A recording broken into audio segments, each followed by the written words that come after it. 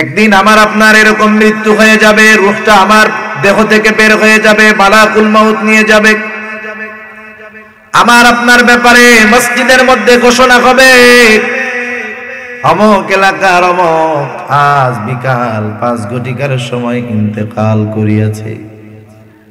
ইন্তেকালের মাধ্যমে দুনিয়ার 20 বছর, 40 বছর, 50 বছর, 60, 70, 80 বছরের হায়াতের জিন্দেগি শেষ। এভারেজ দুনিয়ার হায়াতের সংখ্যা 65 থেকে 70 বছর মেয়াদ। রূহের জগতে ছিলাম কত বছর হিসাব নেই। দুনিয়ার বয়সের হিসাব ধরেন 70 বছর। এরপরে মৃত্যু হয়ে গেল, ঘোষণা হলো আব্দুর রহিম, আব্দুল করিম ইন্তেকাল করিয়াছে। আগামীকাল সকাল 8 ঘটিকায় মসজিদের সামনে তার জানাজা। শব্দটা হলো ইন্তেকাল। ইন্তেকাল শব্দটি হলো আরবি শব্দ। ইন্তেকাল শব্দের অর্থ সব কিছু শেষ হয়ে যাওয়া নয়, বরং একটা শেষ নতুন করে আর একটা শুরু হয়। ইন্তেকাল শব্দের অর্থ হলো স্থানান্তরিত হওয়া। একটু ডিল দেন। ইন্তেকাল শব্দের অর্থ হলো স্থানান্তরিত হওয়া। ছিল দুনিয়ায়, দুনিয়া থেকে স্থানান্তরিত হয়ে চলে গেছে আর একটা জগতে। সেই জগতের নাম হলো আলমে বরজখ, কবর জগৎ, সোজা কথা। এবার নতুন এক মঞ্জিল শুরু হয়ে গেল, প্রত্যেকের হবে। দুনিয়া থেকে যারা চলে গেছে তাদেরও সে জগৎ চলতেছে, আলমে বরজখ, কবর জগৎ। একটা সময় শেষ হবে, কিন্তু কবর জগতে অবস্থান কত হাজার বছর নাকি লক্ষ বছরের হিসাব আমাদের জানা নাই। একটা সময় কবর জগৎ শেষ হয়ে যাবে। ইসরাফিল আলাইহিস সালাম আল্লাহ তাআলার আদেশে সিংহায় ফুৎকার দিবে। আল্লাহ রব্বুল আলামিন সেই দিন সব মানুষকে আবার একত্রিত করবে। ইয়াউমুল হাশর, একত্রিতকরণ দিবস, যেদিন দুনিয়ার সব মানুষকে আবার এক জায়গায় একত্রিত করা হবে। আমরা ছিলাম রূহের জগতে একসাথে একবার, এবার আল্লাহ হাশরের ময়দানে আমাদেরকে একত্রিত করবেন। একত্রিতকরণের ময়দান কিয়ামতের দিন। 2টা সিংহায় ফুৎকার দেওয়া হবে। আল্লাহ রাব্বুল আলামিন বলেন, وَنُفِخَ فِي الصُّورِ فَصَعِقَ مَنْ فِي السَّمَاوَاتِ وَمَنْ فِي الْأَرْضِ ثُمَّ نُفِخَ فِيهِ أُخْرَى فَإِذَا هُمْ قِيَامٌ يَنْظُرُونَ। আল্লাহ রাব্বুল আলামিন বলেন, ثُمَّ نُفِخَ فِيهِ أُخْرَى فَإِذَا هُمْ قِيَامٌ يَنْظُرُونَ।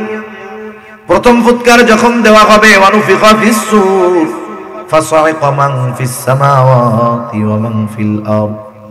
প্রথমবার সিংহায় ফুৎকার দেওয়ার পর আসমান জমিন চূর্ণ বিচূর্ণ হয়ে যাবে। আসমান জমিনের মাঝে যা আছে সব চূর্ণ বিচূর্ণ হয়ে যাবে, সব কিছু ধ্বংস হয়ে যাবে। শুধুমাত্র একজনের অস্তিত্ব বাকি থাকবে। বলেন তো তিনি কে? আল্লাহ রাব্বুল আলামিন প্রথমবার সিংহায় ফুৎকার দেওয়ার মাধ্যমে আসমান জমিন পাহাড় পর্বত সব তছনছ হয়ে যাবে। আল্লাহ তাআলার আদেশে ইসরাফিল আলাইহিস সালাম দ্বিতীয়বার সিংহায় ফুৎকার দিবে। আল্লাহ তাআলা বলেন, সুম্মা নুফিখা ফীহি উখরা ফাইযা হুম কিয়ামুন ইয়ানজুরুন। দ্বিতীয়বার সিংহায় ফুৎকার দেওয়ার পর যে যেখানে দাফনকৃত, যাকে যেখানে দাফন করা হয়েছিল, প্রত্যেকের জায়গা থেকে ওইটা দাঁড়ায়া যাবে। সুবহানাল্লাহ। শুধু দাঁড়াবে তা না, ডাইনে বামে তাকায় দেখবে যে কি হইতেছে, কি হইতেছে। যাই হোক, শুরু হয়ে যাবে বিচার দিবস। যেই দিবসের একচ্ছত্র অধিপতি আল্লাহ। শুরু হয়ে যাবে বিচার দিবস। লম্বা বিষয়, মনে করেন ওটাও একটা মঞ্জিল, একটা স্টেশন।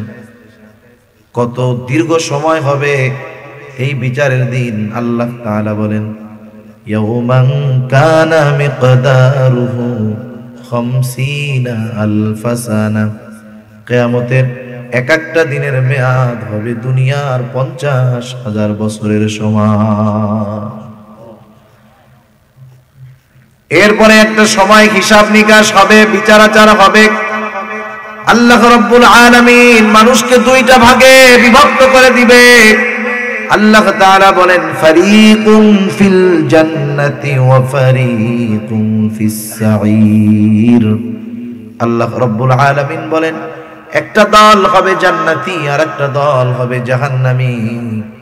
জান্নাতে যারা যাবে অনন্তকাল জান্নাতি, আর যারা জাহান্নামে যাবে এদের মধ্যেও মূলত দুইটা ভাগ হবে। একটা দল হলো বেঈমান, তারা অনন্তকাল জাহান্নাম হবে তাদের আবাসস্থল। আর একটা দল ঈমান আছে, তবে দুনিয়ার মধ্যে আল্লাহ তাআলার নাফরমানি করেছে, ঈমান সহকারে মৃত্যুবরণ যদি করতে পারে, ওই নাফরমানি পাপের শাস্তির পর ঈমানের কারণে এরাও এক সময় জান্নাতে চলে যাবে। এইবার দুইটা দল, যারা জান্নাতি অনন্তকাল জান্নাতি, যারা জাহান্নামী তারা অনন্তকাল জাহান্নামী। এই যে মঞ্জিলগুলা, রূহের জগৎ, দুনিয়ার জগৎ, কবর জগৎ, হাসরের দিন, জান্নাত অথবা জাহান্নাম, এই যে মঞ্জিলগুলার মধ্যে সবচাইতে কম সময় অবস্থান কোথায় জোরে বলেন তো? আল্লাহ রাসূল সাল্লাল্লাহু আলাইহি ওয়াসাল্লাম বলেন আশাদ্দুন নাসি বালা আল আম্বিয়া সুম্মাল আমসালু ফাল আমসাল। নবী আলাইহিস সালামকে যেমন পরীক্ষা নেওয়া হয়েছে ওই রকম পরীক্ষা সাহাবাদের নেওয়া হয় নাই। যদি সাহাবাদের নেওয়া হয়তো ওনারা ফেল যাইত। সাহাবাদের যেই পরীক্ষা নেওয়া হয় সেটা তাবেঈনদের নেওয়া হয় নাই। তাবেঈনদের যদি সাহাবাদের মতো পরীক্ষার সম্মুখীন হওয়া লাগতো তারা ফেল যাইত। তবে তাবেঈনদের যেই পরীক্ষা নেওয়া হয়েছে তাবেঈনদের মতো নেওয়া হয় নাই। যদি তাবেঈনদের পরীক্ষা তাবেঈনদের মতো হইতো তাইলে তারা ফেল যাইত। সেজন্য নবী বলেন আশাদ্দুন নাস বালা আল আম্বিয়া, সবচাইতে কঠিন পরীক্ষা হলো পয়গম্বর আলাইহিস সালামের। এরপরে ধারাবাহিকতার ক্রমান্বয়ে যার অবস্থা যেমন পরীক্ষা হয় তেমন। তাহলে বোঝা গেল এই জামানায় আমরা যেই পরীক্ষার সম্মুখীন হই এই পরীক্ষাগুলায় পাশ করার যোগ্যতা আমাদের আছে, ঠিক না? যেমন মনে করেন একই ক্লাসের 10 জন ছাত্র, একই ক্লাসের 10 জন ছাত্র, 5 জন ঠিকমতো লেখাপড়া করে, 5 জন ঠিকমতো লেখাপড়া করে না।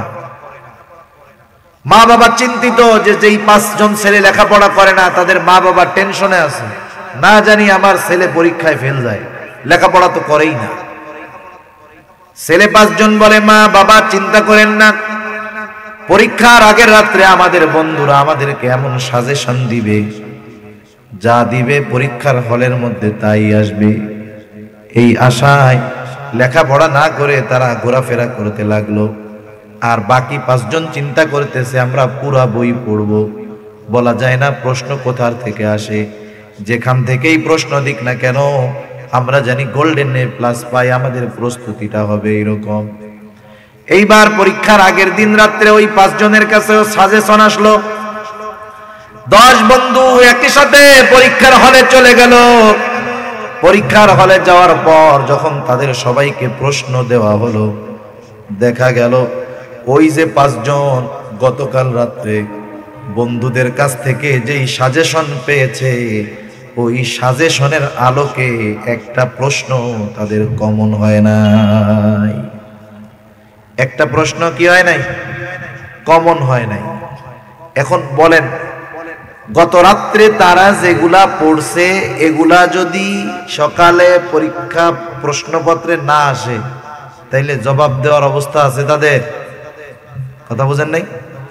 জবাব দেওয়ার অবস্থা আছে, কারণ সাজেশন যা পেয়েছে সেগুলা প্রশ্নে আসে নাই। উত্তর দিতে পারবে?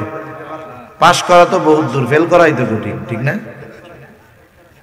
কিন্তু বাকি 5 জন যারা সারা বই পড়ছে, বলেন তো প্রশ্ন যেখান থেকেই দিক না কেন তারা পাশ করবে নাকি করবে না? এখন ওই যেই 5 জন লেখাপড়া করে নাই, ঘোরাফেরা করে বেড়াইছে, টোটো কোম্পানির ম্যানেজার, ওরা 5 জন যদি দাঁড়ায় বলে স্যার এই যে প্রশ্ন এটা আমরা মানি না, কারণ আমাদের একটাও কমন পড়ে নাই, এই পরীক্ষা মানি না, প্রশ্ন মানি না, আমরা পরীক্ষা দিব না, আমরা মানি না, আন্দোলন শুরু করে দেয়। আর স্যার বাকি 5 জনকে জিজ্ঞাসা করলো কি ব্যাপার, এই যে প্রশ্ন আসলো, তোমরা কি জবাব দিতে পারবা? বাকি 5 জন বলে স্যার ইনশাআল্লাহ গোল্ডেন এ প্লাস। এখন বলেন, এই 5 জন পারে, এই 5 জন পারে না, অথচ 10 জনই একই ক্লাসের স্টুডেন্ট। বলেন তো, এই 5 জন যদি ফেল করে, এখন এই ফেল করার জন্য কেউ কি এই দাবি করতে পারবে যে তারা ফেল করার কারণ হলো তাদের প্রশ্ন কমন পড়ে নাই? এ দাবি করার সুযোগ আছে? সুযোগ কেন নাই? মানুষেরা বলবে ওরা 5 জন পারলো, তোমরা 5 জন কেন পারো নাই? তার মানে ওরা লেখাপড়া করছে, প্রস্তুতি নিয়েছে, তোমরা 5 জন প্রস্তুতি নাও নাই। এখানে দায়ী করার কোনো সুযোগ নাই। এই যে ইমানের পরীক্ষা আসে, সবাই কি পাশ করে? জোরে বলেন, করে? সবাই পাশ করে না। যারা পাশ করে না তাদের এ কথা বলার সুযোগ নাই যে পরীক্ষা কঠিন হয়েছে, বরং দোষ তাদের, তারা এই পরীক্ষার জন্য কোনো প্রস্তুতি গ্রহণ করে নাই। ঠিক কিনা বলেন? এজন্য আল্লাহ রাব্বুল আলামিন যেই পরীক্ষা নেন, এটা ছাত্রের অবস্থার আলোকে নেন, ইমানদারা এর ইমানের আলোকে আল্লাহ তাআলা পরীক্ষা নেন। কারো বিষয়টা এমন নয় যে পাশ করার যোগ্যতা নাই, অতিরিক্ত কঠিন পরীক্ষা আল্লাহ নেন, বিষয়টা এমন নয়। বরং যদি কেউ ফেল যায়, এই ফেল যাওয়ার জন্য আল্লাহ তাআলা দায়ী নয়, বরং যে ফেল যায় সেই নিজে বরং দায়ী হয়। আল্লাহ তাআলা কত মেহেরবান। এখন এই পরীক্ষাগুলো কিভাবে নিবেন? আল্লাহ তাআলা পরীক্ষা নিবেন এটা আগে জানায় দিয়েছেন, এটা আমাদের প্রতি ইহসান। কারণ প্রস্তুতিবিহীন পরীক্ষা বড় কঠোর হয়ে যায়। সর্বোচ্চ মেধাবী একজন ছাত্র যদি প্রস্তুতিবিহীন হঠাৎ করে ঘুম থেকে ওঠার পর যদি বলা হয় চল তোর পরীক্ষা দিতে হবে, মেধাবী ছাত্র ফেল যাওয়ার সম্ভাবনা আছে না নাই? কিন্তু একটা ছাত্র যখন প্রস্তুতি নেওয়ার সুযোগ পায়, অবশ্যই পরীক্ষায় ভালো রেজাল্ট করার তার সুযোগ থাকে। এজন্য আল্লাহ রব্বুল আলামিন আগেই জানায় দিলেন, মুমিন দুনিয়াতে তো আমি আল্লাহ তোমাকে কিছু পরীক্ষা নিব। আবার পরীক্ষাগুলা কোন কোন ধরনের হতে পারে তাও জানায় দিয়েছেন কে? আল্লাহ তাআলা জানায় দিয়েছেন। আল্লাহ রাব্বুল আলামিন বলেন, ওয়ালা নাবলুওয়ান্নাকুম বিশাইইন মিনাল খাউফি ওয়াল জু' ওয়া নাকসিম মিনাল আমওয়াল ওয়াল আনফুসি ওয়াস সামারাত। আল্লাহ রাব্বুল আলামিন বলেন, ওয়ালা নাবলুওয়ান্নাকুম বিশাইইন মিনাল খাউফ, আমি অবশ্যই অবশ্যই তোমাদের পরীক্ষা নিব। এখন পরীক্ষাগুলা কিভাবে নিবেন? আল্লাহ রাব্বুল আলামিন বলেন, বিশাইইন মিনাল খাউফ, ও মুমিন কিছুটা ভীতি ভয় প্রদর্শনের মাধ্যমে তোমার ঈমানের পরীক্ষা নেওয়া হবে। ওয়াল জু', ক্ষুধা তথা অভাব দারিদ্রতার মাধ্যমে তোমার পরীক্ষা নেওয়া হবে। ওয়া নাকসিম মিনাল আমওয়াল, মালের লসের মাধ্যমে তোমার পরীক্ষা নেওয়া হবে। ওয়াল আনফুস, জানের ক্ষতি জীবনের ক্ষতি স্বাস্থ্যের ক্ষতির মাধ্যমে তোমার পরীক্ষা নেওয়া হবে। ওয়াস সামারাত, ফল ফসলের ক্ষতির মাধ্যমে তোমার পরীক্ষা নেওয়া হবে। এখন পরীক্ষায় পাশ কারা? আল্লাহ রব্বুল আলামিন বলেন, এই পরীক্ষায় পাশ হলো তারা যারা এই পরীক্ষায় ধৈর্যের উপরে অবিচল থাকবে। এই পরীক্ষায় বিপদ আপদ মুসিবতে সবরের উপরে থাকবে, এরা হলো এই পরীক্ষায় পাশ। সুবহানাল্লাহ। এখন বিপদ আপদ মুসিবত আসলে সবর কেমনে করব? সবর বলতে কি বুঝি আমরা? আমরা অনেক সময় মনে করি আমাদের হাত পা কেটে গেছে, আমরা চুপ করে বসে থাকবো, যা হয় হবে, পয়সা যায় যাক, আমি সবরের উপরে থাকবো। এইটা সবর না। কারণ রাসূলুল্লাহ সাল্লাল্লাহু আলাইহি ওয়াসাল্লাম বলেছেন, তোমরা যদি অসুস্থ হও চিকিৎসা গ্রহণ করো। শুধু তাই না, কেউ যদি বিপদ আপদ মুসিবতে পতিত হয়, আল্লাহ তাআলা যদি কাউকে বিপদ দিয়ে পরীক্ষা নেন, আবার আল্লাহ তাআলা জানায় দেন, বান্দা আমি আল্লাহ যেহেতু বিপদ আপদ মুসিবত দিয়ে পরীক্ষা নেই, আমি আল্লাহ এটাও তোমাদেরকে জানায় দিলাম, বিপদ আপদ মুসিবত যদি আসে কোথায় কিভাবে তোমরা সাহায্য চাইবা। বিপদ দেন কে? আবার বিপদ থেকে কোন পদ্ধতিতে সাহায্য চাইতে হবে, কিভাবে কার কাছে, তাও শিখায় দেন কে? এখন আল্লাহ দেখতে চান যে বান্দা বিপদে পড়ার পরে আমি যেই পদ্ধতি শিখায় দিছি সেই পদ্ধতিতে আমার কাছে সাহায্য চায় নাকি নিজে অন্য একটা পদ্ধতি বাইর করে, এটা আল্লাহ দেখতে চায়। এজন্য দুইটা আয়াত আগেই আল্লাহ রাব্বুল আলামিন বলেন, ইয়া আইয়ুহাল্লাযীনা আমানুস্তাঈনু বিস-সাবরি ওয়াস-সালাহ। আল্লাহ রাব্বুল আলামিন বলেন, হে ঈমানদারেরা, বিপদ আপদ মুসিবতে আমি আল্লাহর কাছে তোমরা সাহায্য চাও। কিভাবে সাহায্য চাইবা? আল্লাহ তাআলা বলেন, বিস-সাবরি ওয়াস-সালাহ। বান্দা সবর এবং সালাতের মাধ্যমে আমি আল্লাহ তাআলার কাছে তোমরা সাহায্য চাও। সবর এবং সালাতের মাধ্যমে, সবর এবং সালাতের মাধ্যমে। সবর কাকে বলে? সহজ কথা, বিপদ আপদ মুসিবতে যদি কেউ পড়ে, বৈধ পন্থায় সেই বিপদ থেকে বাঁচার চেষ্টা করা সবরের বহির্ভূত নয়। একজন অসুস্থ হয়েছে, ডাক্তারের কাছে যাবে, সবরের বাইরে নয়। একজনের টাকার দরকার, আর এক আল্লাহর বান্দার কাছে টাকা ধার চাইতে গেছে, সবরের বাইরে নয়। কিন্তু সবরের বাইরে কখন হবে? যখন বিপদে পড়ছে আল্লাহরে ডাক না দিয়া আগে বাবারে ডাকে, আছে না নাই? সবরের বাইরে। বিপদে পড়ছে, টাকার দরকার, আর এক মুমিনের কাছে না গিয়ে চলে গেছে সুদখোরের কাছ থেকে সুদের টাকা আনতে, আছে না নাই? সবরের বাইরে চলে গেল। তাহলে বিপদ থেকে বাঁচার সকল প্রকার বৈধ প্রচেষ্টা করা সবরের বাইরে নয়। কিন্তু মনে রাখতে হবে, বিপদ থেকে বাঁচার জন্য যেই পদ্ধতি অবলম্বন করবে সেটার উপরে ভরসা রাখা যাবে না। যেমন করোনা থেকে বাঁচার জন্য মাস্ক, করোনা থেকে বাঁচার জন্য টিকা লাগান, অসুবিধা নাই, কিন্তু সাবধান, ইয়াকিন রাখতে হবে এটা যে আমার মাস্ক, আমার টিকা মূলত আমাকে করোনা থেকে বাঁচাতে পারে না, করোনা থেকে বাঁচাতে পারেন যিনি তিনি কে। যদি এইটাই হইতো, টিকা দিলে করোনা হবে না, তাহলে টিকা দেওয়ার পরেও করোনা হয় না। মাস্ক লাগায় কত সতর্ক, 3-4 পাত্তা মাস্ক লাগায়া রাস্তায় বের হয়, বাহিরে বের হয়, মানুষের সাথে হাতই মিলায় না, এরপরেও করোনা হয় কি হয় না? সেজন্য বৈধ পন্থায় চেষ্টা করা এবং ওই চেষ্টার উপরে ভরসা না করে ভরসা হবে আল্লাহ রাব্বুল আলামিনের উপর।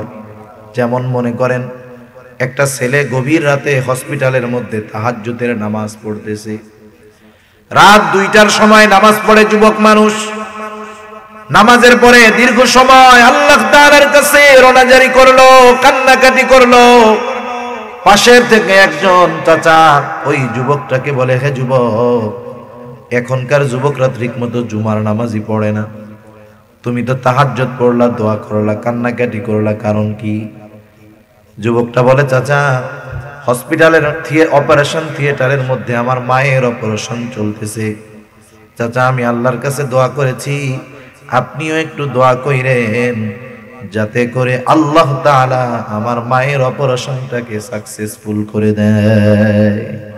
এরকম দোয়া চাই না আমরা? দোয়া চাই, কতজনের জন্য দোয়া এরকম করি। কিন্তু বলেন, অপারেশন থিয়েটারের মধ্যে অপারেশন কে করে? জোরে বলেন, কে করে? অপারেশন করে ডাক্তার, কিন্তু দোয়া চাই কি? সাকসেসফুল জানি করে আল্লাহ। এর মানে বোঝা গেল অপারেশন করে ডাক্তার, কিন্তু অপারেশন সাকসেসফুল ডাক্তার করতে পারে না, অপারেশন সাকসেসফুল যিনি করেন তিনি কে? এই যে দুইটা জিনিসের কম্বিনেশন, আপনি বৈধ পন্থায় চেষ্টা করতেছেন, কিন্তু ভরসা কার উপরে? এই পদ্ধতিতে বিপদ আপদ থেকে যদি কেউ বাঁচার চেষ্টা করে, এটা সবরের বহির্ভূত নয়। সাথে সাথে আর একটা কাজ করবে, কি করবে? সালাহ, নামাজ। নবীজি শিখায় দিয়েছেন সালাতুল হাজাত। আবার কি? যিনি বিপদ দিয়েছেন, যিনি বিপদ থেকে উদ্ধার করতে পারেন, আমি যার উপকার আশা করি, আমার তার নৈকট্য অর্জন করার দরকার, ঠিক না?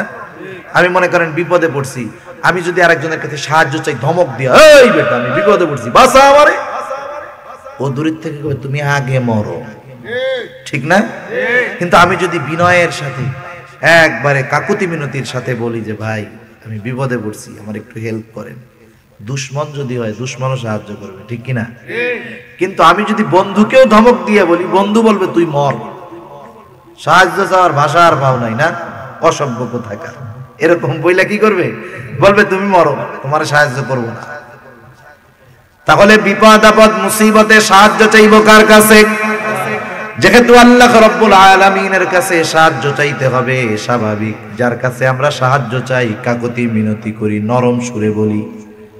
আর আল্লাহ তাআলার কাছে সাহায্য চাওয়ার সময় বান্দা যখন সালাত অবলম্বন করবে, কারণ সালাত হলো এমন একটা ইবাদত যে ইবাদতের মধ্যে আছে চূড়ান্ত বিনয়, চূড়ান্ত কাকুতি মিনতি। শুধু তাই নয়, সালাতের মাধ্যমেই বান্দা আল্লাহ রাব্বুল আলামিনের সবচাইতে নিকটে পৌঁছায়া যায়। আল্লাহ তাআলা বলেন ওয়াসজুদ ওয়াকতারিব, সিজদা করো, নৈকট্য অর্জন করো। সুবহানাল্লাহ। এখন যেই মুমিন বিপদ আপদ মুসিবতে এই দুইটা জিনিস অবলম্বন করবে, সবর এবং সালাত, আল্লাহ তাআলা তার ব্যাপারে বলেন ও আমার মুমিন, বিপদ আপদ মুসিবতে এই দুইটা পদ্ধতি অবলম্বন যেই মুমিন তুমি করলা, তুমি এখন আর শুধু মুমিন নাই, আমি আল্লাহ তোমাকে প্রমোশন দিয়ে দিলাম, প্রমোশন দিয়ে দিলাম। এখন থেকে তুমি শুধু মুমিন নয়, তুমি হয়ে গেলা সবের মুমিন। শুধু মুমিন না, তুমি এখন কি মুমিন? সবের মুমিন। এটা একটা উপাধি। আর যেই মুমিন সবের মুমিন, তার ব্যাপারে আল্লাহ তাআলা বলেন ইন্নাল্লাহা মা'আস সাবিরিন, নিশ্চয় আল্লাহ রাব্বুল আলামিন ধৈর্যশীলদের সাথে রয়েছে। ওই কথাই আল্লাহ তাআলা বলেন ও বান্দা, আমি অবশ্যই অবশ্যই তোমাদের পরীক্ষা নিব ভয়ের মাধ্যমে, অভাব দারিদ্রতা তথা ক্ষুধার মাধ্যমে, মালের ক্ষতির মাধ্যমে, জানের ক্ষতির মাধ্যমে, ফল ফসলের ক্ষতির মাধ্যমে। যেই ব্যক্তি, যেই মুমিন এই পরীক্ষায় সবর এবং সালাতের মাধ্যমে আমি আল্লাহর কাছে সাহায্য চাওয়ার মাধ্যমে সবের উপাধি লাভ করবে।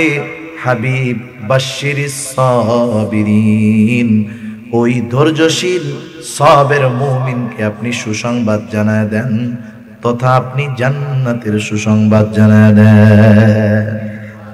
সবের মুমিনের কিসের সুসংবাদ? জোরে বলেন, কিসের সুসংবাদ? আপনাদের ঘুম আসতেছে না? অনেক রাত হয়ে গেছে, 11:30 বাজে, বুঝতেছি। জান্নাতের সুসংবাদ। প্রত্যেকটা জিনিসের প্রাথমিক কিছু আলামত আছে। যেমন একজন পিচ্ছিল রাস্তায়, কাদাযুক্ত রাস্তায় পড়ে গেল, মানুষ পড়ে যাওয়ার পর অবশ্যই অবশ্যই মুখ দিয়ে সে কিছু শব্দ উচ্চারণ করে, ঠিক নাকি না? কেউ বলে ওরে মা, কেউ বলে ওরে বাবা, কেউ বলে গেছি রে, কেউ বলে ইয়া আলী, কেউ বলে ইয়া গাউসে পাক, কেউ বলে ইয়া বাবা মাইজ ভান্ডারী, আছে না নাই? আবার কেউ কেউ বলে ও আল্লাহ। বিপদ আপদ মুসিবতে সবার মুখ দিয়ে আল্লাহ শব্দ উচ্চারিত হয় না।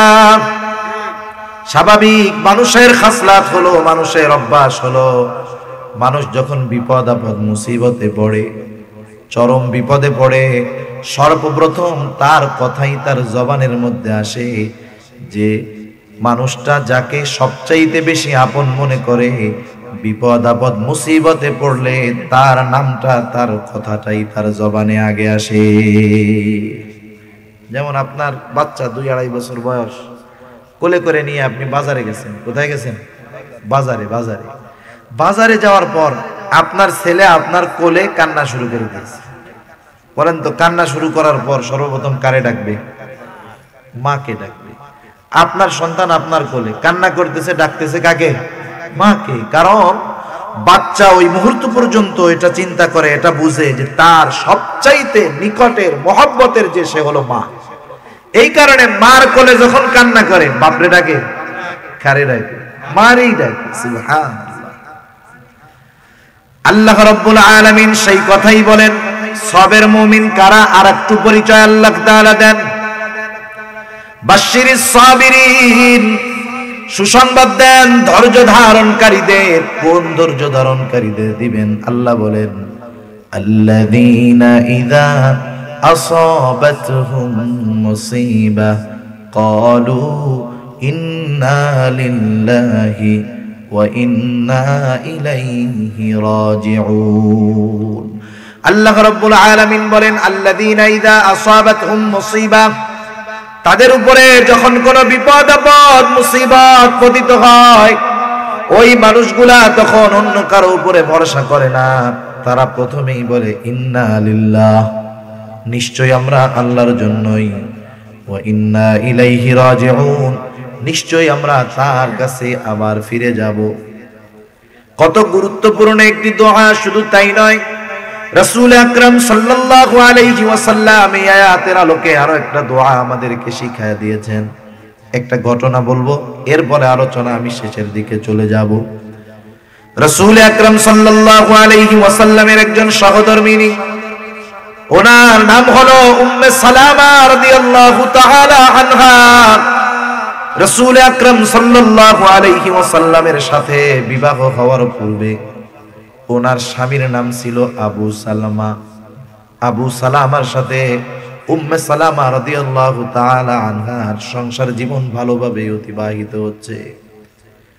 তিনি বলেন, আমার স্বামী আবু সালামা ছিলেন মদিনায় হিজরতকারীদের মধ্যে প্রথম সারির একজন। তার সাথে আমার বিবাহ হলো, সংসার জিন্দেগি খুব ভালোভাবে চলতেছে। আমাদেরকে আল্লাহ তাআলা দুইটা সন্তানও দান করলেন। কাছের আত্মীয় স্বজন কারো সাথে আমাদের পরিচয় নাই, দেখাবার্তা নাই, কিছু সম্পর্ক নাই। স্বামী স্ত্রী দুই সন্তান নিয়ে সুন্দরভাবে জিন্দেগি চলে। আমার স্বামী প্রতিদিন সকালবেলায় জীবিকা অর্জনের জন্য বের হয়ে যায়, আবার রাসূলুল্লাহ সাল্লাল্লাহু আলাইহি ওয়াসাল্লামের দরবারেও কিছু সময় দিয়ে এরপরে তিনি বাড়িতে ফিরেন। প্রতিদিন বাড়িতে ফেরার পর তিনি বিশ্বনবীর দরবার থেকে যা কিছু শিখে আসেন, বাড়িতে আসার পর আমাকে তিনি সেগুলা আবার শিখাইয়া দেয়। যা শিখে আসে আমারে বাড়ি এসে শিখাইয়া দেয়। প্রতিদিনকার ন্যায় উনি একদিন আসছেন ঘরে। সেই দিন আমি দেখতে পেলাম আবু সালামার চেহারাটা বড় হাস্য উজ্জ্বল। আমি জিজ্ঞাসা করলাম, ও আবু সালামা, আজকে আপনার চেহারাটা এত হাস্য উজ্জ্বল দেখা যায় কেন? কারণটা কি একটু বলেন? আবু সালামা বলে, ও উম্মে সালামা, আজকে রাসূলুল্লাহ সাল্লাল্লাহু আলাইহি ওয়াসাল্লাম আমাদেরকে গুরুত্বপূর্ণ একটা আমল শিখিয়ে দিয়েছেন। কোন মানুষ যদি বিপদ আপদ মুসিবতে ওই আমলটা করে, সে বিপদ আপদ মুসিবতের মাধ্যমে যা হারাবে, এই আমলের বদৌলতে আল্লাহ রাব্বুল আলামিন বিপদের মাধ্যমে যা হারিয়েছে তার চাইতে উত্তম বস্তু তাকে ফিরায়া দিবে। দোয়াটা শিখে রাখছে, সহিহ মুসলিমের হাদিস, দোয়াটা উনি শিখে রাখছেন। উম্মে সালামা রাদিয়াল্লাহু তাআলা আনহা বলেন, ইতিমধ্যে উহুদের যুদ্ধের দামামা বেজে গেল। আমার স্বামী সবার সাথে উহুদের যুদ্ধে রওনা হয়ে গেল। ওই সময় আল্লাহ তাআলা আমার গর্ভে, আমার পেটে আরো একটা সন্তান দিলেন। দুইটা সন্তান দুনিয়ায়, আর একটা সন্তান পেটে। সবার সাথে আবু সালামা যুদ্ধের ময়দানে গেল। দুইটা বর্ণনা, এক বর্ণনায় আসছে আবু সালামা অত্যন্ত প্রচন্ড রকমের আহত হলেন। দ্বিতীয় বর্ণনা, উহুদের যুদ্ধে তিনি শাহাদাত বরণ করলেন। আবু সালামা আহত অথবা জিহাদের ময়দানে শাহাদাত বরণ করেছে। উম্মে সালামা রাদিয়াল্লাহু তাআলা আনহা বলেন, আমি প্রতিদিনকার ন্যায় আমার ঘরের কাজগুলা করতেছিলাম। আমার ঘরের কাজে ব্যস্ত আমি। হঠাৎ করে একজন লোক দৌড় দিয়ে আসলো, আমার কাছে এসে খবর দেয়, বলে, ও উম্মে সালামা, তোমার স্বামী আবু সালামা আর দুনিয়াতে নাই। দুইটা সন্তান দুনিয়ায় আছে পেটে, আত্মীয় স্বজন শ্বশুর শাশুড়ির সাথে নাই সম্পর্ক, স্বামী স্ত্রীর সংসার আর সন্তান নিয়ে সংসার। এইরকম অবস্থায় এরকম যদি কারো খবর আসে যে স্বামী মারা গেছে, বলেন তো কি হবে? আমাদের দেশের মা বোনরা কি করবে? আগে আল্লাহরে বলবে, আল্লাহ তুমি কি আর কারো দেখো নাই? আল্লাহরে দোষ দেওয়া শুরু করবে। এরপরে চিৎকার শুরু করবে, লোকজন জড়ো বানায় ফেলবে, বলবে, আল্লাহ তুমি কি করলা? এই এতিম বাচ্চা দুইটার দিকে তোমার কি একটু নজর যায় নাই? আয় আল্লাহ তুমি কি করলা? পেটের সন্তানটার কি হবে? কেমনে মানুষ বানাবো? এই চিন্তায় সে শেষ। আল্লাহ তাআলাকে অভিযোগ দিতে থাকবে। কিন্তু উম্মে সালামা রাদিয়াল্লাহু তাআলা আনহা কি করলেন? উম্মাহাতুল মুমিনিন যারা, এরা হলো তামাম দুনিয়ার নারীদের জন্য আদর্শ। আজকে সমাজে অশ্লীলতা, বেহায়াপনা নারীদের মাধ্যমে যা ছড়ায় বন্ধ হয়ে যাবে ওরা যদি উম্মাহাতুল মুমিনিনদেরকে তাদের আদর্শ বানায় নেয়। ঠিক কিনা বলেন? উম্মে সালামা রাদিয়াল্লাহু তাআলা আনহা কি করলেন? খবরটা আসার সাথে সাথে তিনি চিৎকার দেন নাই, আল্লাহকে দোষারোপ করেন নাই। সাথে সাথে ওনার মনে পড়ে গেছে বিপদ আপদ মুসিবতে পড়লে কোন দোয়া পড়তে হবে। কারণ এই মুহূর্তে স্বামীর মৃত্যুর সংবাদ উম্মে সালামার জন্য ছিল সবচাইতে বড় মুসিবতের ব্যাপার। এইবার উনি ওই দোয়াটা পড়লেন। এমন একটা দোয়া, সাধারণত আমরা দোয়া শুধুমাত্র কোরআন থেকে শিখি, কিছু দোয়া শুধুমাত্র হাদিস থেকে শিখি, কিন্তু এই দোয়াটা হলো এমন একটা দোয়া যেই দোয়ার প্রথম অংশ শিখাইয়া দিয়েছেন আল্লাহ, দ্বিতীয় অংশ শিখিয়ে দিয়েছেন মুহাম্মাদুর রাসূলুল্লাহ। দোয়াটা হলো আবু সালামার কাছ থেকে যেটা শিখেছে উম্মে সালামা।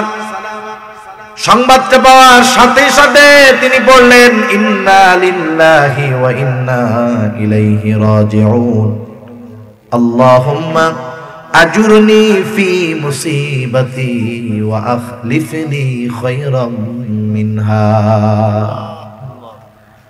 দোয়ার অর্থ হলো আল্লাহুম্মা আজুরনি ফি মুসিবাতি, আয় আল্লাহ আমি যেই বিপদে পড়েছি এই বিপদের উজরত প্রতিদান আমারে দেন, এই বিপদ থেকে আমাকে উদ্ধার করেন। শুধু উদ্ধার প্রতিদান দিবেন তা নয়, ওয়া আখলিফলি খায়রাম মিনহা, এই বিপদের মাধ্যমে আমি যা হারিয়েছি তার চাইতে উত্তমটা আপনি আমাকে দিয়ে দেন। নবীজি বলেন যে বিপদ আপদ মুসিবতে এই আমল করবে, আল্লাহ তাআলা মুসিবতের মাধ্যমে সে যা হারাবে তার চাইতে উত্তমটা আল্লাহ তাআলা তাকে দিবে। সুবহানাল্লাহ। তবে শর্ত কি? শর্ত হলো আল্লাহ নবী আর হাদিসের মধ্যে বলেন সবর হলো বিপদের প্রথমে। সবর কখন? বিপদের প্রথমে। কিন্তু আমরা সবর করি কখন? যখন নিজে চেষ্টা করি আর না পারি। হাজারো চেষ্টা করেছি, এখন যখন পারি না, আল্লাহ তুমি যা করো তাই হবে। এই অভ্যাস না আমাদের? একজন বাজারে যাইতেছে, 1000 টাকার নোট পকেটে নিয়ে রাস্তার মধ্যে পড়ে গেছে।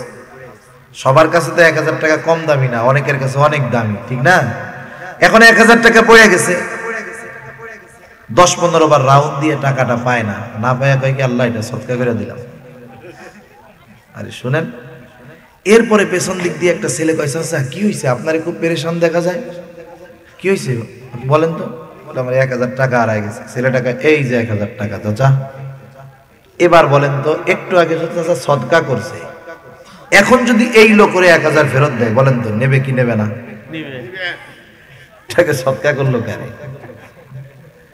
তাইলে দেখেন আমাদের সবর, আমাদের নিয়ত এই অবস্থা। নবীজি বলেন বিপদের প্রথমে হবে সবর। আর আমরা সবর করি কখন? যখন আর পারি না, টাকার দিক দিয়ে শেষ, জানের দিক দিয়ে শেষ, এরপরে বলে আল্লাহ আপনি যা করেন তাই। কিন্তু বিপদ আপদ মুসিবতে আমি প্রচেষ্টা করব মানা নাই, কিন্তু আমার প্রথম ভরসা, প্রথম সবর ওই অবস্থাতে, প্রাথমিক অবস্থায় মুসিবতের সাথে সাথে আমার করতে হবে। উম্মে সালামা রাদিয়াল্লাহু তাআলা আনহা দোয়া পড়লেন। স্বামীর কাফন দাফন হয়ে গেল। উম্মে সালামা রাদিয়াল্লাহু তাআলা আনহার গর্ভের সন্তানটা দুনিয়াতে চলে আসলেন। এবার বিভিন্ন দিক থেকে ওনার কাছে বিবাহের প্রস্তাব আসে। উনি অত্যন্ত সুন্দরী একজন মহিলা ছিলেন। বিভিন্ন জায়গা থেকে বিবাহের প্রস্তাব আসে, তিনি ফিরায়া দেন। অথচ 3টা সন্তান নিয়ে তিনি কষ্টের মধ্যে দিন যাপন করতেছে।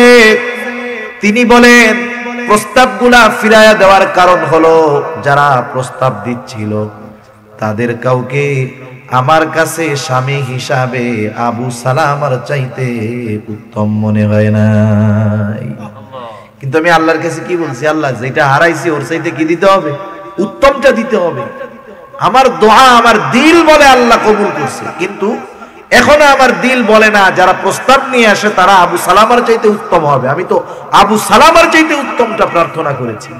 আর আমি শুধু চিন্তা করতাম কে হবে সেই ব্যক্তি যে আমার স্বামী হবে আর আবু সালামার চাইতে উত্তম হবে। আমি কাউরে খুঁজে পেতাম না। দিন যায়, আমার কষ্ট বাড়ে, সাহাবাদের মধ্যে আমার কষ্টের খবর পৌঁছায় গেল। রাসূল আকরাম সাল্লাল্লাহু আলাইহি ওয়াসাল্লামের কাছে আমার এবং আমার সন্তানদের কষ্টের খবরটা পৌঁছায় গেল। একদিন দুপুর বেলা প্রচন্ড রোদ, আমার পানির মাস্ক ছিঁড়ে গেছে, চামড়ার ব্যাগ। আমাদের এখন অনেক মুরব্বীদেরকে শহর থেকে ছেলেরা এনে দেয় ওয়াটার ব্যাগ, গরম পানি বইরা কোলের মধ্যে দিয়ে রাখলে শীতের দিন ব্যথা জায়গায় দিলে আরাম লাগে, আছে না? ওই ধরনেরই বড় ছিল। আরবরা চামড়ার ওই বস্তার মতো কোল বালিশের খোল দেখছেন না, ওই রকম বড় বড় চামড়ার, ওর মধ্যে পানি ঝুলায় রাখতো, বইরা রাখতো আর কি। ছিঁড়ে গেছে, এটাকে আমি মেরামত করতেছিলাম। আমি দেখতে পেলাম রাসূলুল্লাহ সাল্লাল্লাহু আলাইহি ওয়াসাল্লাম আমার বাড়ির দিকে আসতেছে। আমি যখন নিশ্চিত হলাম তিনি আমার বাড়িতে আসতেছেন, আমি আমার জীর্ণ কুটিরে রহমাতুল লিল আলামিনের বসার জন্য ব্যবস্থা করে দিলাম। নবীজি বসলেন, আমার এবং আমার সন্তানদের খবরাখবর নিলেন। আমি আমার সব অসুবিধার কথা রহমাতুল লিল আলামিনের কাছে বর্ণনা করলাম। আলোচনা শেষ। নবীজি এবার আমাকে বিবাহের প্রস্তাব দিলেন। উম্মে সালামা রাদিয়াল্লাহু তাআলা আনহা সুন্দরী লজ্জাশীলা একজন মহিলা ছিলেন। ওনার রাগও একটু বেশি ছিল। একটা লজ্জাশীলা মহিলা, একটা লজ্জাশীলা মেয়ে, তার কাছে সামনাসামনি যত উত্তম পুরুষ প্রস্তাব দিক না কেন, বলেন তো সে কি লজ্জা বাদ দিয়া বলবে নাকি আপনার প্রস্তাবে রাজি, এখনই বিয়া, এরকম বলবে? সে লজ্জা পেয়ে যাবে, কারণ লজ্জা হলো নারীর ভূষণ। একটা নারী যদি লজ্জাহীন হয়ে যায়, ও 70 জন লজ্জাহীন পুরুষের চাইতে খারাপ হয়ে যায়। নারীর ভূষণ, নারীর অলংকার, নারীর অন্যতম সম্পদ হলো লজ্জা। এটা সবার ক্ষেত্রে। রাসূল আকরাম সাল্লাল্লাহু আলাইহি ওয়াসাল্লাম শুধু শুধু লজ্জাকে ঈমানের একটি শাখা হিসাবে অভিহিত করেন নাই। নবীজি বলেছেন আল হায়াউ শু'বাতুম মিনাল ঈমান। সুবহানাল্লাহ, লজ্জা ঈমানের একটা শাখা। এক সাহাবী তার ভাইকে লজ্জার ব্যাপারে তিরস্কার করতেছে।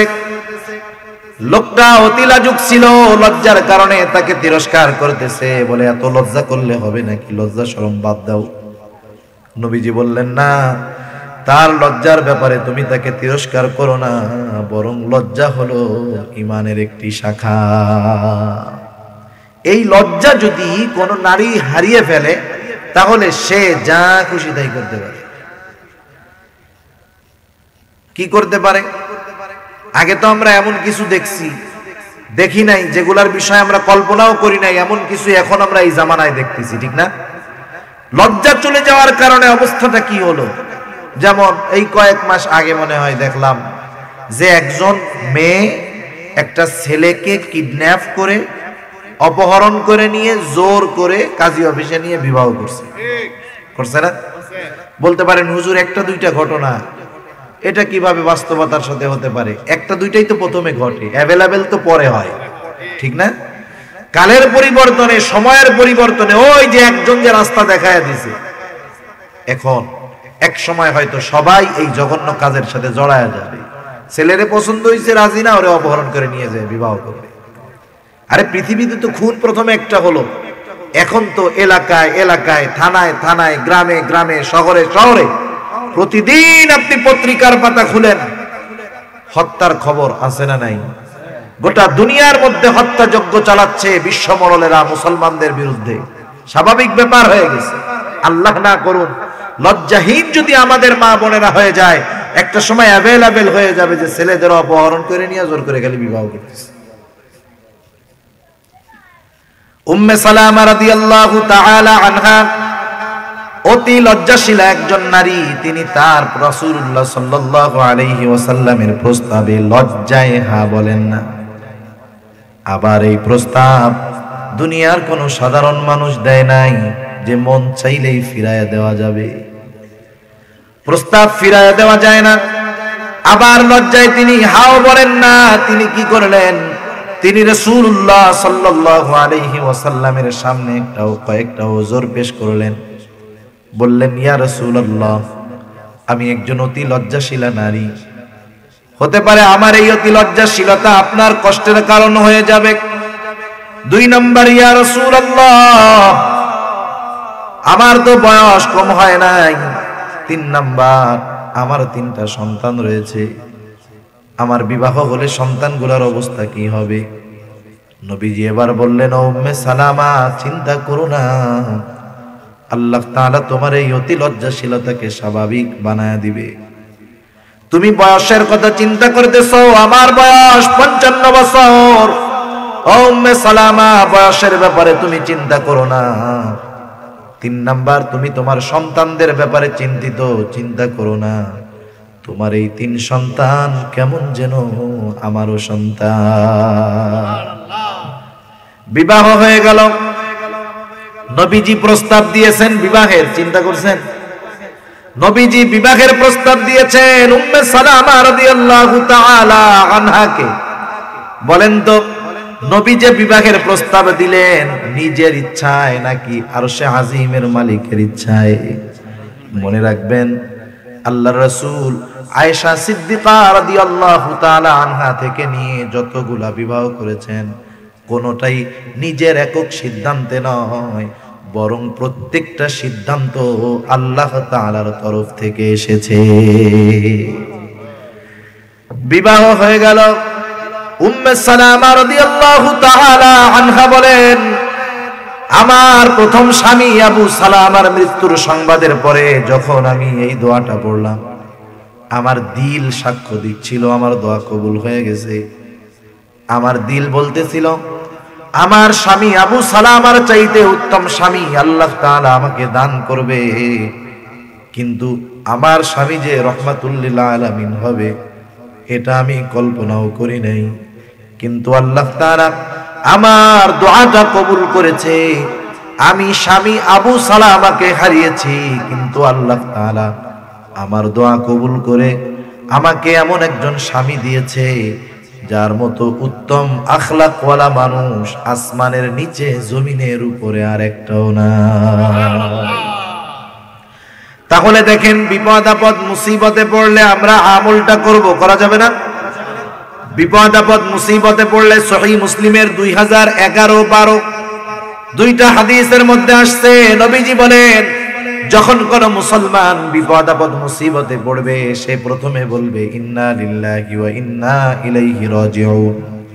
এরপরে বলবে আল্লাহুম্মা আজুরনি ফি মুসিবাতি ওয়া আখলিফনি খায়রাম মিনহা। এই দোয়াটা বিপদ আপদ মুসিবতে যে পাঠ করবে, মুসিবতের মাধ্যমে সে যা হারিয়েছে, অবশ্যই আল্লাহ রাব্বুল আলামিন ওই হারানো জিনিসের চাইতে উত্তম জিনিস আল্লাহ তাআলা তাকে দিয়ে দিবে। সেজন্য মুমিনের খাসলাত কি? আল্লাহ তাআলা বলেন, বিপদ আপদ মুসিবতে পড়লেই কি বলে? ইন্না লিল্লাহ। কি বলে? ইন্না লিল্লাহ। আমরা অনেকে জানি না, আমরা মনে করি ইন্না লিল্লাহ মনে হয় শুধু মানুষ মরার দোয়া, মানুষ মরলেই পড়তে হয়। বিষয়টা এমন নয়। মুমিন ব্যক্তি সব ছোটখাটো বিপদে ইন্না লিল্লাহ বলবে। একটু ধাক্কা খেয়ে পড়ে যেতে গেছে, ইন্না লিল্লাহ বলবে। টাকা হারায় গেছে, ইন্না লিল্লাহ বলবে। জুতা হারায় গেছে, ইন্না লিল্লাহ বলবে। সব জায়গায় কি বলবে? বিপদ আপদ মুসিবতে ইন্না লিল্লাহ বলবে। এটা মুমিনের খাসলাত। এর দ্বারা কি প্রমাণ হবে? ওই যে সন্তান যখন কান্নার সাথে সাথে মারে ডাক দেয়, প্রমাণ হয় যে সন্তান সবচাইতে মহব্বত করে মাকে। আর মুমিন বান্দার জবানে যখন প্রত্যেকটা মুসিবতে ইন্না লিল্লাহ বের হবে, তখন বোঝা যাবে যে বিপদের সাথে সাথে সর্বপ্রথম মুমিন বান্দার মনে পড়ে কাকে? আল্লাহ তাআলাকে। অভ্যাস করতে হবে এগুলো আমাদের। এক চাচা মসজিদে নতুন জুতা ধুইয়া ঢুকছে, বাইরে হয়ে দেখে জুতা নাই। চাচা বলে ইন্না লিল্লাহ। পাশের থেকে একজন আইসা চাচার কানের সাথে মুখ লাগায় বলে, চাচা মৌলকে। চাচা বলে, দূর বেটা, আমার জুতা হারায় গেছে। আপনি না ইন্না লিল্লাহ কইলেন? চাচা বলে, বেটা, জুতা হারাইলেও ইন্না লিল্লাহ কইতে হয়। এইবার ছেলেটা মনে করছে জুতা হারানোর দোয়াও মনে হয় ইন্না লিল্লাহ। আমাদের অবস্থা হয়ে গেছে এরকম, আমরা মনে করি মানুষ মরলেই মনে হয় ইন্না লিল্লাহ বলতে হয়। না না, একটু কাটার খোঁচা লাগছে, একটু ব্যথা লাগছে, কারো কথায় অন্তরে ব্যথা লেগেছে, মুমিন সর্বদা বলবে ইন্না লিল্লাহ। এই অভ্যাস যদি হয়ে যায় তার জন্য কেমন খবর, তার জন্য একটা সার্টিফিকেট, একটা সনদপত্র দিয়েছে আল্লাহ। আল্লাহ তাআলা এরপরে বলেন, যেই মুমিন বিপদ আপদ মুসিবতে ইন্না লিল্লাহি ওয়া ইন্না ইলাইহি রাজিউন বলে, সে কেমন মুমিন? আল্লাহ তাআলা বলেন, উলাইকা আলাইহিম সালাওয়াতুম মির রাব্বিহিম ওয়া রাহমাহ। আল্লাহ তাআলা বলেন, এই সবের মুমিন যারা, তাদের উপরে তাদের রবের পক্ষ থেকে রয়েছে বিশেষ অনুগ্রহ আর রহমত। সবের মুমিনের উপরে আল্লাহ তাআলার বিশেষ অনুগ্রহ আর দয়া আছে। যার উপরে আল্লাহ তাআলার অনুগ্রহ আছে, দয়া আছে, তার কোনো টেনশন আছে? টেনশন নাই। দুনিয়াতে সবচাইতে বড় চাওয়া আল্লাহর কাছে কি জানেন? সবচাইতে মূল্যবান চাওয়া হলো ইহদিনাস সিরাতাল মুস্তাকিম। এটা হলো আসমানের নিচে জমিনের উপরে সবচাইতে গুরুত্বপূর্ণ এবং বড় দোয়া আল্লাহ শিখিয়ে দিয়েছে। শুধু তাই না, সর্বোত্তম ইবাদতের মধ্যে আল্লাহ তাআলা এই দোয়াটা রাইখা দিয়েছে। সুবহানাল্লাহ। আমরা আল্লাহর কাছে কি চাই? আল্লাহকে বলি ইহদিনাস সিরাতাল মুস্তাকিম, সিরাতে মুস্তাকিমে আপনি আমাদেরকে পরিচালিত করেন, সিরাতে মুস্তাকিমের হেদায়েত দেন, পথ দেখায়া দেন। আল্লাহ রাব্বুল আলামিন বলেন, যেই মুমিন সাবের মুমিন, ওই মুমিনের উপরে আমি আল্লাহ রাব্বুল আলামিনের বিশেষ অনুগ্রহ আর রহমত থাকার কারণে উলাইকা হুমুল মুহতাদুন, তারা হলো সৎপথ প্রাপ্ত মুমিন। মানে যেই মুমিনেরা সিরাতে মুস্তাকিমের উপরে অটল আছে, এই মুমিন যারা, তারা হলো সবের মুমিন।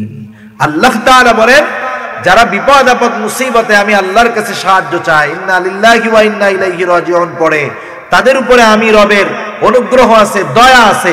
আমার অনুগ্রহ আর দয়ার কল্যাণে, দয়ার বদৌলতে তারা সৎপথের উপরে আছে। সুবহানাল্লাহ।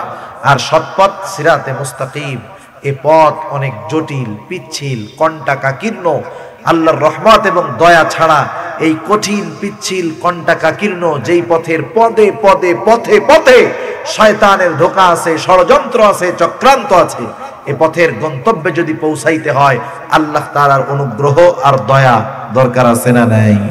সেজন্য আমরাও বিপদ আপদ মুসিবতে সবর অর্জন করব, সবের মুমিনদের তালিকায় আমাদের নামটা লেখায় নিব। সেজন্য দুনিয়ার পরীক্ষা যদি আসে হতাশ হব না, আল্লাহ তাআলার উপরে ভরসা হারাবো না। কারণ দেখেন, মুমিন বিপদ আপদ মুসিবতে পড়লে তার একটা সর্বশেষ আস্থা আছে। কাফের মুশরিক যারা তাকদীর বিশ্বাস করে না, আল্লাহকে বিশ্বাস করে না, তারা যখন বিপদে পড়ে, লস করে, ক্ষতি হয়, বলে আমার সব শেষ, এই চিন্তা করে অনেকে আত্মহত্যা করে, ঠিক না? এই যে আত্মহত্যা জানি সহজ হয়, এই জন্য বিদেশে মেশিন বানাইছে, শুনছেন না? যে 1 মিনিটের মধ্যে কষ্টবিহীন মৃত্যু হবে। আমার একটু জানতে মন চায়, কষ্টবিহীন যে মৃত্যু হইল, ওরে এইটা রিপোর্ট দিল কেডা? হ্যাঁ, ও যে বলল যে মৃত্যুটা কষ্টবিহীন হয়, তার মানে যে মরছে খবরটা তো তার কাছ থেকে দরকার, যে দেখ দোস্ত, তোর মেশিনে আমি মরছিলাম, আমার একটু কষ্ট হয় নাই, খুব আরামে মরছি। এখন বলেন, এইরকম একজন খবর দেওয়ার লোক তো দরকার, একজন। এই লোকটাকে আমরা পাইতেছি না। আপনারা পাইলে একটু ওনাকে জানাই দিয়া। অবস্থা কি, মানুষের ধোঁকা দেয় কেমনে, চিন্তা করছেন? এই যে মেশিনটা বানাইলো কেন আমি বলি, ওই যে বিকারগ্রস্ত, হতাশগ্রস্ত যেই মানুষগুলা, যে আমার সব শেষ, সব শেষ, করোনা আসছে, সব শেষ, প্যান্ডেমিকে শেষ, চিন্তায় শেষ, টেনশনে শেষ, ওরা বলে তোরা চিন্তা করে টেনশন করে মরা লাগবে না, মেশিন বানাই দিছি, আমাকে কিছু টাকা দিস, এমনি মরতে পারবি। আর মুমিন বিপদ আপদ মুসিবতে হতাশ হয় না, কারণ মুমিন জানে আল্লাহর পক্ষ থেকে আসছে। মুমিন বিশ্বাস করে, ইমানের 6 ভিত্তির একটি ওয়াল কদরি খাইরিহি ওয়া শাররিহি মিনাল্লাহি তাআলা, তাকদীরের ভালো মন্দ কার তরফ থেকে আসে। শুধু তাই না, আল্লাহই কল্যাণ দেন, আল্লাহইও কল্যাণ দেন। আবার নবীজি কি বলেন, কোন মুসলমান কষ্টে পতিত হলেও তার জন্য সওয়াব, আবার যদি আরামে থাকে সওয়াব। সে যখন আরামে থাকে আল্লাহর প্রশংসা করে, আল্লাহ তাআলা তার উপরে খুশি হয়, নেকি দেয়। সে যখন বিপদে পড়ে, আল্লাহ সুবহানাহু ওয়া তাআলা এই বিপদের কারণে তার গুনাহগুলো মাফ করে দেয়। এমন কি হাত্তা শাওকাতি ইউশাকুহা, একটা কাটার আঘাতও যদি তার লাগে, এতটুকু কাটার আঘাত লাগার দ্বারা যদি কোনো কষ্ট হয়, এই কষ্টের বদৌলত, কষ্টের প্রতিদান আল্লাহ তাআলা তাকে দান করে। সুবহানাল্লাহ। তাহলে দেখেন, আমরা যদি দুনিয়ায় বিপদ আপদ মুসিবতে পড়ি, আল্লাহ তাআলা যদি এই বিপদ থেকে দুনিয়ায় আমাদের নাও বাঁচান, প্রথম আস্থা যে এর দ্বারা আল্লাহ তাআলা আমার গুনাহ মাফ করতেছে। দ্বিতীয়, এই যে কষ্টের প্রতিদান হয়তো আল্লাহ দুনিয়ায় দিবেন না, আখিরাতে দিবেন। আপনি আমি মনরে একটা সান্ত্বনা দিতে পারবো। আমাদের মনের সান্ত্বনা দেওয়ার, আত্মতৃপ্তি পাওয়ার, প্রশান্তি পাওয়ার রাস্তা আল্লাহ তাআলা খুলে রাখছেন, যে আমার দুনিয়ার কষ্টের পরিণাম দুনিয়াতে না পাই আল্লাহ আখিরাতে দিবে। কিন্তু যারা পরকাল বিশ্বাস করে না, বেঈমান, তারা ওই কি করে, তারা হতাশগ্রস্ত হয়ে আত্মহত্যার পথ বেছে নেয়। সেজন্য আমরা সবের মুমিন হওয়ার চেষ্টা করব। যদি সবের মুমিন হতে পারি, ওই যে জানের ক্ষতি, মালের ক্ষতি, ফসলের ক্ষতি যখনই আসবে, সাময়িক কষ্ট লাগলেও আমি অন্তরে বুঝ দিতে পারবো আমার এই বিপদের মধ্যে অবশ্যই আল্লাহ কল্যাণ রাখছে। কারণ মুমিন কোনো বিপদে পড়বে আর এই বিপদের কোনো উত্তম প্রতিদান আল্লাহ দিবেন না, এটা হতে পারে না। সেজন্য আমাদের সান্ত্বনা আছে, আমরা সবের মুমিন হব, বিপদ আপদ মুসিবতে হতাশ হব না। আল্লাহ পরীক্ষা দিবেন, পরীক্ষায় পাশ করার জন্য প্রস্তুতি নিব, কিন্তু আল্লাহর কাছে সবর চাইবো না। বলবো না যে আল্লাহ আমাদেরকে ধৈর্য দেন, ধৈর্য দেন, আল্লাহ নবী নিষেধ করছেন। বরং বিপদ আপদ মুসিবত থেকে নিষ্কৃতি পাওয়ার দোয়া আল্লাহর কাছে করব। আর আল্লাহ তাআলা যদি বিপদ দিয়ে দেন, তখন আল্লাহর কাছে মাপ চাইবো যে আল্লাহ আমার জন্য এটা কষ্টকর, আপনি আমার থেকে এটারে দূর করে দেন। আয় আল্লাহ, এটা আমার জন্য কষ্টের কারণ, আপনি আমাকে এটা থেকে হেফাজত করেন। কোনো সময় এমনটা বলবো না যে আমারে আল্লাহ আপনি বিপদে ধৈর্য ধরার তৌফিক দেন, এটা বলবো না। আমার উপরে বিপদ যদি চলেই আসে, আমি তখন ধৈর্য ধরবো আর আল্লাহ তাআলার কাছে পানাহ চাইবো। কথা বুঝে আসছে না? আল্লাহ রাব্বুল আলামিন আমাদের সবাইকে সবের মুমিন হয়ে আল্লাহ তাআলার পক্ষ থেকে সৎ পদপ্রাপ্তদের সার্টিফিকেট নিয়ে দুনিয়া থেকে বিদায় নেওয়ার তৌফিক আল্লাহ দান করুক। সবাই বলি আমিন। ওয়া আখিরু দাওয়ানা আনিল হামদুলিল্লাহি রাব্বিল আলামিন।